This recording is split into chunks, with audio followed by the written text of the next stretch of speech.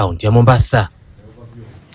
Serikali ya Ujerumani itawekeza zaidi ya shilingi milioni 106 kusaidia hatua tofauti za kuwezesha biashara kuweka kipaumbele mikakati ya usafirishaji wa kijani kwenye ukanda wa kaskazini. Shirika la GIZ na mamlaka ya uratibu wa usafiri wa ukanda wa kaskazini wametia saini mkataba wa makubaliano ili kuwekeza kwenye miundombinu endelevu, kuongezeka kwa shehena kupitia bandari ya Mombasa kutoka tani milioni 31,835 mwaka wa 2020 hadi zaidi ya tani milioni 41 mwaka wa 2024.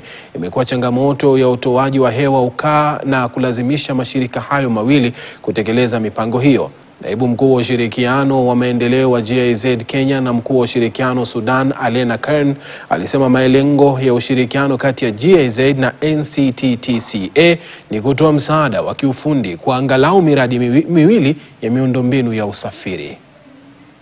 We have only seen increased diversion of goods that were meant for South Sudan through Port Sudan now coming through Mombasa. On the use of ICT to enhance trade, we have successfully engaged DRC and Uganda to integrate their custom systems, and by June we shall actually launch the successful integration of Uganda and DRC custom systems, which means the trucks that are leased from the port of Mombasa will not have to be inspected again at Malaba or Busia. They will move directly to the destination.